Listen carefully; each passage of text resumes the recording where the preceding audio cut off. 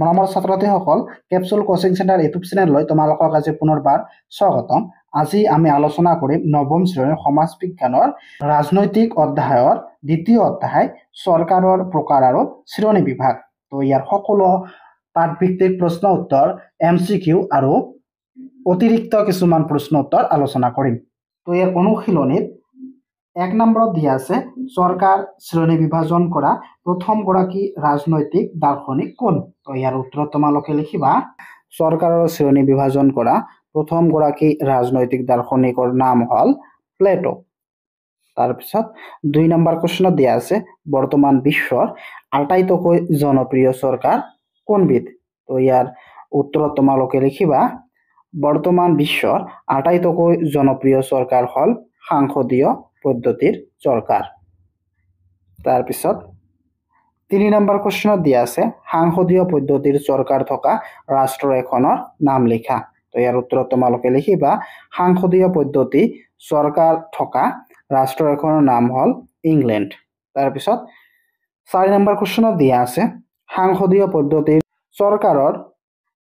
চৰকাৰ প্ৰধান আৰু ৰাষ্ট্ৰপ্ৰধান কোন? তো ইয়াৰ উত্তৰত তোমালোকে লিখিবা সংসদীয় থকা পদ্ধতি চৰকাৰ প্ৰধান হ'ল প্ৰধানমন্ত্ৰী আৰু ৰাষ্ট্ৰপ্ৰধান হ'ল ৰাষ্ট্ৰপতি। তাৰপিছত 5 নম্বৰ প্ৰশ্নত দিয়া আছে ক্ষমতাৰ পৃথকীকৰণ নীতি কেনে প্ৰকাৰৰ চৰকাৰৰ থাকে? তো ইয়াৰ উত্তৰত তোমালোকে লিখিবা ক্ষমতাৰ পৃথকীকৰণ নীতি ৰাষ্ট্ৰপতি চৰকাৰৰ থাকে। তাৰপিছত 6 নম্বৰ প্ৰশ্নত দিয়া আছে ৰাষ্ট্ৰপতীয় চৰকাৰ থকা এখন ৰাষ্ট্ৰৰ নাম লিখা। তো ইয়াৰ উত্তৰত তোমালোকে লিখিবা ৰাষ্ট্ৰপতীয় চৰকাৰ থকা এখন ৰাষ্ট্ৰৰ নাম হ'ল আমেৰিকা যুক্তৰাষ্ট্ৰ। তাৰপিছত 7 নম্বৰ প্ৰশ্নত দিয়া আছে এক কেন্দ্ৰীয় চৰকাৰ থকা ৰাষ্ট্ৰ এখনৰ নাম লিখা। তো তোমালোকে লিখিবা জাপান। তাৰপিছত 8 নম্বৰ প্ৰশ্নত দিয়া আছে যুক্তৰাষ্ট্ৰীয় পদ্ধতিৰ চৰকাৰত থকা দুবিধ চৰকাৰ কি কি? তো ইয়াৰ উত্তৰত তোমালোকে লিখিবা যুক্তৰাষ্ট্ৰীয় পদ্ধতিৰ চৰকাৰ দুবিধ হ'ল কেন্দ্ৰীয় চৰকাৰ আৰু আনবিধ হ'ল ৰাজ্য চৰকাৰ, যেনে আমাৰ ভাৰত। তাৰপিছত 9 নম্বৰ প্ৰশ্নত দিয়া আছে ছুইজাৰলেণ্ডত কোন পদ্ধতিৰ চৰকাৰ আছে? তো ইয়াৰ উত্তৰত তোমালোকে লিখিবা ছুইজাৰলেণ্ডত যুক্তৰাষ্ট্ৰীয় পদ্ধতিৰ চৰকাৰ আছে। তাৰপিছত 10 নম্বৰ কুৱেশ্যনটো হৈছে ভাৰতবৰ্ষৰ দ্বৈত নাগৰিকত্বৰ ব্যৱস্থা আছেনে? তো তোমালোকে উত্তৰত লিখিবা নাই। তো তোমালোকে উত্তৰত কি লিখিবা? নাই, ভাৰতত দ্বৈত নাগৰিকত্বৰ ব্যৱস্থা নাই। তাৰপিছত চমু উত্তৰৰ প্ৰশ্ন। ইয়াৰ প্ৰথম কুৱেশ্যনটো হৈছে বৰ্তমান সময়ত পৰিচালিত বিশ্বৰ বিভিন্ন প্ৰকাৰৰ চৰকাৰ কি কি? তো উত্তৰত তোমালোকে লিখিবা বৰ্তমান সময়ত প্ৰচলিত বিশ্বৰ বিভিন্ন প্ৰকাৰৰ চৰকাৰ হ'ল এককেন্দ্ৰীয়, যুক্তৰাষ্ট্ৰীয়, সংসদীয় আৰু ৰাষ্ট্ৰপতীয়। তাৰপিছত 2 নম্বৰ কুৱেশ্যনটো হৈছে সাংসদীয় পদ্ধতিৰ চৰকাৰৰ দুটা বৈশিষ্ট্য লিখা। তো ইয়াৰ বৈশিষ্ট্য দুটা হ'ল 1 দুজন মুৰব্বী আৰু 2 মন্ত্ৰী পৰিষদ সামূহিক দায়বদ্ধতা। তাৰপিছত 3 নম্বৰ প্ৰশ্নত দিয়া আছে সাংসদীয় পদ্ধতি চৰকাৰৰ দুটা দোষ আৰু দুটা গুণ চমুকৈ লিখা। তো উত্তৰত তোমালোকে লিখিবা সাংসদীয় চৰকাৰৰ দুটা গুণ। 1 নম্বৰ গুণটো হৈছে এই চৰকাৰৰ নমনীয় চৰিত্ৰৰ। এই চৰকাৰত কাৰ্যপালিকা পৰিৱৰ্তনৰ প্ৰক্ৰিয়া সহজ। তাৰপিছত 2 নম্বৰ গুণটো হৈছে সাংসদীয় পদ্ধতি চৰকাৰত কাৰ্যপালিকা আৰু বিধানমণ্ডলৰ মাজত সুসম্পৰ্ক আৰু সহযোগিতা থাকে, ফলত যিকোনো সমস্যা আইনৰ সহায়ত সমাধান কৰিব পাৰি। আৰু সাংসদীয় চৰকাৰৰ দুটা দোষ 1 ক্ষমতাৰ পৃথকীকৰণ। নীতি নথকাৰ বাবে সাংসদীয় পদ্ধতি চৰকাৰত মন্ত্ৰী পৰিষদৰ হাতত বিধায়িনী আৰু কাৰ্যকৰী ক্ষমতা ন্যস্ত থাকে, যাৰ ফলত মন্ত্ৰী পৰিষদেই একনায়কত্ববাদী শাসন চলোৱাৰ সম্ভাৱনা থাকে। তাৰপিছত 2 এনে শাসন ব্যৱস্থাত দলীয় প্ৰথাই বিশেষ গুৰুত্ব লাভ কৰে। দলবিলাকৰ মাজত থকা অন্তঃকণ্ডল ৰাজনীতি বিষাক্ত আৰু বিষাক্ত কৰে আৰু চৰকাৰৰ কাম কাজৰ ওপৰত বিৰূপ প্ৰভাৱ পেলায়। তাৰপিছত 4 নম্বৰ প্ৰশ্নত দিয়া আছে ক্ষমতাৰ পৃথকীকৰণ নীতি মানে কি? তো ইয়াৰ উত্তৰত তোমালোকে লিখিবা ক্ষমতাৰ পৃথকীকৰণ নীতি মানে হ'ল ৰাষ্ট্ৰপতীয় চৰকাৰত কাৰ্যপালিকা বিধানমণ্ডলৰ ওপৰত দায়বদ্ধ নহয়। দুয়োৰে স্থিতি সম্পূৰ্ণ স্বাধীন। বিধানমণ্ডলৰ সদস্য কাৰ্যপালিকাৰ সমস্যা হ'ব নোৱাৰে। সংসদীয় পদ্ধতিৰ চৰকাৰৰ দৰে ৰাষ্ট্ৰপতীয় চৰকাৰত কাৰ্যপালিকাৰ সমস্যাই বিধানমণ্ডলৰ কাৰ্যক্ৰমণিকাত অংশ ল'ব নোৱাৰে। তাৰপিছত 5 নম্বৰ প্ৰশ্নত দিয়া আছে ৰাষ্ট্ৰপতীয় চৰকাৰৰ দুটা বৈশিষ্ট্য। তো উত্তৰত তোমালোকে লিখিবা 1 নম্বৰ বৈশিষ্ট্য ৰাষ্ট্ৰপ্ৰধান নিৰ্দিষ্ট কাৰ্যকাল। ৰাষ্ট্ৰপতীয় চৰকাৰত ৰাষ্ট্ৰপতিজন এক নিৰ্দিষ্ট কাৰ্যকালৰ বাবে নিৰ্বাচিত হয়। সংবিধান অৱমাননাৰ দোষ তেওঁৰ বিৰুদ্ধে মহাভিযোগ প্ৰস্তাৱ গৃহীত হোৱাৰ বাহিৰে আন কোনো কাৰণত ৰাষ্ট্ৰপতিজনক কোনো কাৰ্যকালত পদবীৰ পৰা আঁতৰ কৰিব পৰা নাযায়। এজন ৰাষ্ট্ৰপতিক অভিযোগ বা মহাভিযোগ প্ৰস্তাৱৰ জৰিয়তে ক্ষমতাৰ পৰা আঁতৰ কৰা প্ৰক্ৰিয়া অতি জটিল। তাৰপিছত 2 নম্বৰটো হৈছে বিধানমণ্ডলৰ নিৰ্দিষ্ট কাৰ্যকাল। ৰাষ্ট্ৰপতীয় চৰকাৰত বিধানমণ্ডলৰ নিৰ্দিষ্ট কাৰ্যকাল শেষ হোৱাৰ আগতেই কোনো কাৰণত ভংগ নহয়। ৰাষ্ট্ৰপতিয়ে বিধানমণ্ডল ভংগ কৰাৰ ক্ষমতা এই চৰকাৰত নাই। তাৰপিছত 6 নম্বৰ কুৱেশ্যনটো হৈছে এক কেন্দ্ৰিক চৰকাৰৰ দুটা গুণ আৰু দুটা দোষ চমুকৈ লিখা। তো ইয়াৰ উত্তৰত লিখিবা দুটা গুণ। 1 নম্বৰ গুণটো হৈছে এক কেন্দ্ৰীয় চৰকাৰত চৰকাৰৰ পৰিচালনাৰ ব্যয় কম, ফলত উন্নয়নমূলক কামত অধিক ধন ব্যয় কৰাৰ সুযোগ থাকে। আৰু 2 নম্বৰ কাৰণটো হৈছে বা গুণটো হৈছে এনে চৰকাৰৰ সংবিধানখন নমনীয় চৰিত্ৰৰ হোৱা বাবে পৰিৱেশ আৰু পৰিস্থিতি সাপেক্ষে সহজেই সংশোধন কৰিব পৰা যায়। তাৰপিছত দুটা দোষ। 1 নম্বৰটো হৈছে এক বৃহৎ আকাৰৰ ৰাষ্ট্ৰৰ বাবে এই চৰকাৰৰ উপযুক্ত নহয়। আৰু 2 নম্বৰ দোষটো হৈছে এক কেন্দ্ৰীয় চৰকাৰৰ অধিক আমোলাতান্ত্ৰিক। এনে চৰকাৰৰ আমোলাসকলেই প্ৰকৃততে শাসন চলায়। দীঘল উত্তৰৰ প্ৰশ্ন। ইয়াৰ প্ৰথম কুৱেশ্যনটো হৈছে ৰাষ্ট্ৰপতীয় চৰকাৰৰ গুণ আৰু দোষসমূহ লিখা। উত্তৰত তোমালোকে লিখিবা ৰাষ্ট্ৰপতীয় চৰকাৰৰ গুণসমূহ হ'ল 1.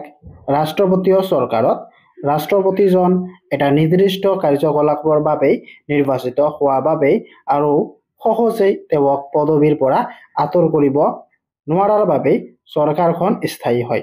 ইয়াত বিধানমণ্ডলৰ নিৰ্দিষ্ট কাৰ্যকাল থাকে।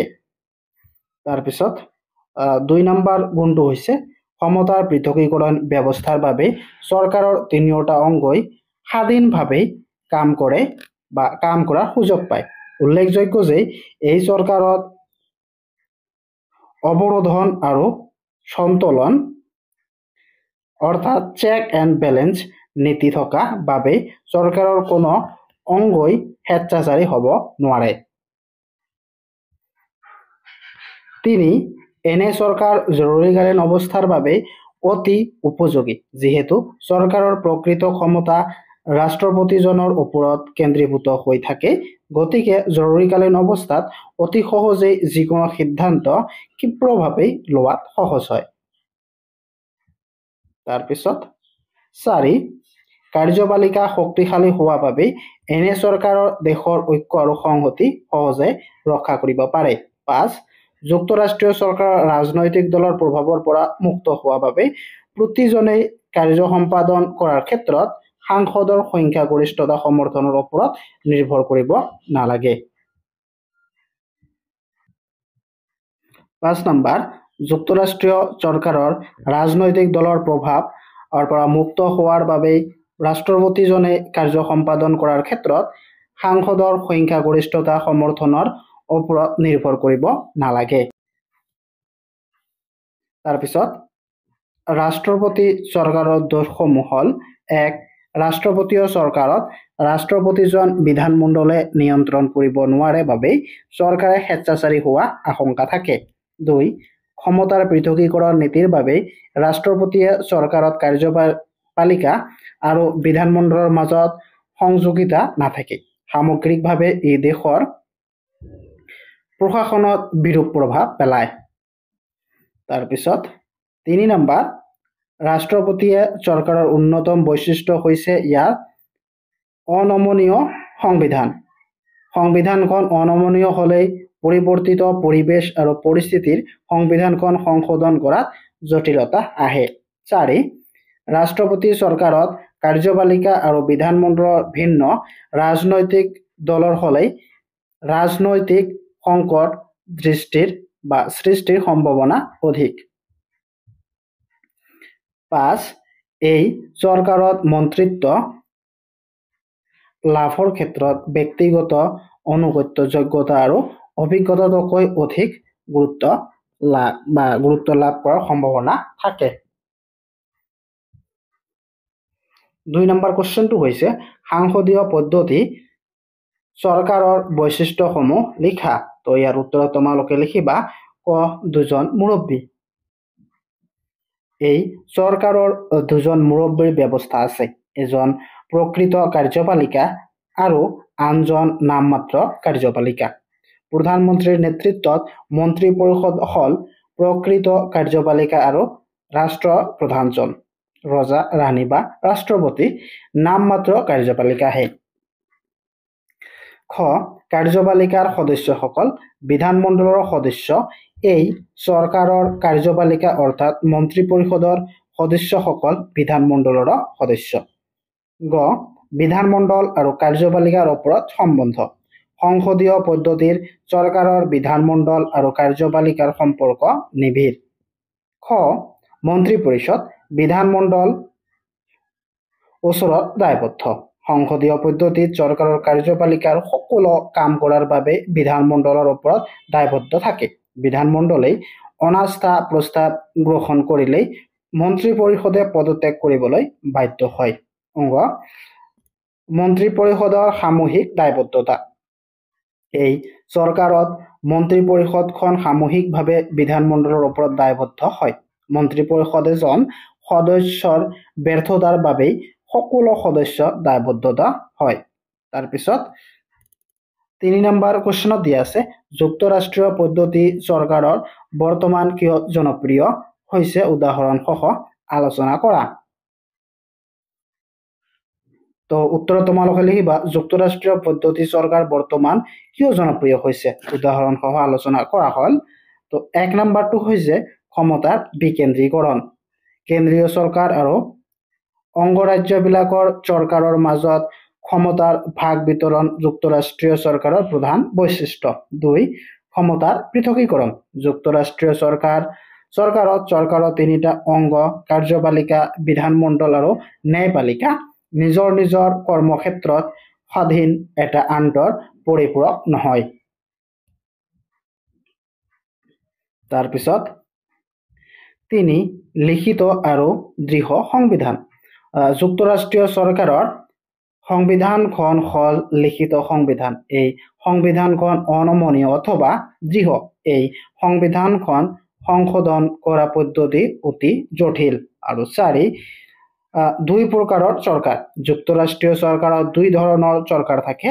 এবিধ কেন্দ্ৰীয় চৰকাৰ আৰু আনবিধ ৰাজ্য চৰকাৰ। 2 চৰকাৰৰ নিজা নিজা সংবিধান থাকে। তাৰপিছত 5 দ্বৈত নাগৰিকত্ব।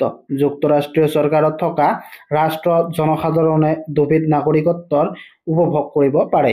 সমগ্ৰ ৰাষ্ট্ৰৰ নাগৰিক হোৱাৰ লগতেই ইয়াৰ নাগৰিকসকলে বাস কৰা ৰাজ্যখনৰ নাগৰিক হিচাপেও সুকীয়া মৰ্যাদা লাভ কৰে। তাৰপিছত 6 স্বাধীন ন্যায়পালিকা। যুক্তৰাষ্ট্ৰৰ শাসন ব্যৱস্থাত এখন স্বাধীন আৰু নিৰপেক্ষ আদালতৰ ব্যৱস্থা থাকে যিয়ে সংবিধানৰ চৰম কাৰ্যকৰ্তা আৰু আৰ্থিকভাৱে হিচাপৰ দায়িত্ব পালন কৰে। এনেবোৰ কাৰণত যুক্তৰাষ্ট্ৰীয় পদ্ধতিত চৰকাৰৰ বৰ্তমান জনপ্ৰিয় হৈ উঠিছে। তাৰপিছত 4 নম্বৰ কোৱেশ্চনটো হৈছে এক কেন্দ্ৰীয় চৰকাৰৰ বৈশিষ্ট্য লিখা। তো ইয়াৰ বৈশিষ্ট্যসমূহ হ'ল ক শক্তিশালী কেন্দ্ৰীয় চৰকাৰ। এনে চৰকাৰৰ সংবিধানে সকলো ক্ষমতা কেন্দ্ৰীয় চৰকাৰৰ ওপৰত ন্যস্ত কৰি ফলত ইয়াত কেন্দ্ৰীয় চৰকাৰৰ স্থিতি অতি শক্তিশালী। খ লিখিত অথবা অলিখিত সংবিধান। এক কেন্দ্ৰীয় চৰকাৰত সংবিধানখন লিখিত বা অলিখিত হ'ব পাৰে। উদাহৰণস্বৰূপে ইংলেণ্ডৰ সংবিধানখন অলিখিত আৰু নেদাৰলেণ্ডৰ সংবিধানখন লিখিত। গ একক নাগৰিকত্ব। একক নাগৰিকত্ব এক কেন্দ্ৰীয় চৰকাৰৰ প্ৰধান বৈশিষ্ট্য। যুক্তৰাষ্ট্ৰ থকাৰ দৰে দ্বি-নাগৰিকত্ব ব্যৱস্থা ইয়াত নাই। খ দুৰ্বল ন্যায়পালিকা। এক কেন্দ্ৰীয় চৰকাৰত আইন সভাৰ প্ৰাধান্য পৰিলক্ষিত হয়। আইন সভাই প্ৰস্তুত কৰা আইন সমগ্ৰ দেশৰ বাবেই প্ৰযোজ্য হয় আৰু তেনে আইনৰ ওপৰত ন্যায়িক পৰীক্ষণৰ বা পুনৰীক্ষণৰ ব্যৱস্থা নাথাকে। আইন সভাই প্ৰণয়ন কৰা আইনক ন্যায়পালিকাই অসাংবিধানিক বুলি ঘোষণা কৰিব নোৱাৰে। তাৰপিছত নমনীয় সংবিধান। এক কেন্দ্ৰীয় চৰকাৰৰ সংবিধান সাধাৰণতে নমনীয় হয়। কেন্দ্ৰীয় চৰকাৰৰ নিজৰ প্ৰয়োজনত সংবিধানৰ সংশোধন কৰিব পাৰে। তাৰপিছত 5 নম্বৰ প্ৰশ্নত দিয়া আছে এক কেন্দ্ৰীয় চৰকাৰৰ প্ৰকৃততেই গণতান্ত্ৰিক সমালোচনা আগবঢ়া। কি 5 নম্বৰ প্ৰশ্নত দিয়া আছে এক কেন্দ্ৰীয় চৰকাৰৰ প্ৰকৃততে গণতান্ত্ৰিক নে সমালোচনা আগবঢ়োৱা। তো তোমালোকক সমালোচনা কৰিব দিছে। ইয়াৰ উত্তৰত তোমালোকে লিখিবা গণতান্ত্ৰিক দেশসমূহ এক কেন্দ্ৰীয় অথবা যুক্তৰাষ্ট্ৰীয় চৰকাৰৰ দ্বাৰা পৰিচালিত হয় যদিও এক কেন্দ্ৰীয় চৰকাৰত প্ৰকৃতাৰ্থত গণতান্ত্ৰিক চৰকাৰৰ বুলিব নোৱাৰি। গণতন্ত্ৰ মানে হৈছে জনসাধাৰণ বা ৰাইজৰ শাসন। একে কেন্দ্ৰীয় চৰকাৰৰ সংবিধান সাধাৰণতে নমনীয় হয়। কেন্দ্ৰীয় চৰকাৰৰ কৰাৰ প্ৰয়োজনত সংবিধানৰ সংশোধন কৰিব পাৰে। এক কেন্দ্ৰিক চৰকাৰৰ ওপৰত অধিক কামৰ বোজা পৰে। এক কেন্দ্ৰিক চৰকাৰৰ অধিক আমোলাতান্ত্ৰিক। এনে চৰকাৰত আমোলাসকলে প্ৰকৃততে শাসন চলায়। এক কেন্দ্ৰীয় চৰকাৰৰ স্বেচ্ছাচাৰী হোৱাৰ আশংকা প্ৰবল। যুক্তৰাষ্ট্ৰীয় চৰকাৰৰ বাবে এনেই চৰকাৰক কেন্দ্ৰ আৰু অংগ চৰকাৰৰ মাজত ক্ষমতাৰ বিতৰণ ব্যৱস্থা নথকাত এনে চৰকাৰ নিজ ইচ্ছাৰে শাসন চলায়। এক কেন্দ্ৰিক চৰকাৰৰ জনসাধাৰণৰ ব্যক্তি স্বাধীনতা খৰ্ব কৰাক বাবেই ঘোষণা কৰা জৰুৰীকালীন ব্যৱস্থাৰ বাবেহে এই চৰকাৰখন উপযোগী। সেয়েহে এক কেন্দ্ৰিক চৰকাৰৰ প্ৰকৃতাৰ্থত এখন গণতান্ত্ৰিক দেশৰ চৰকাৰ আখ্যা দিয়া নহয়।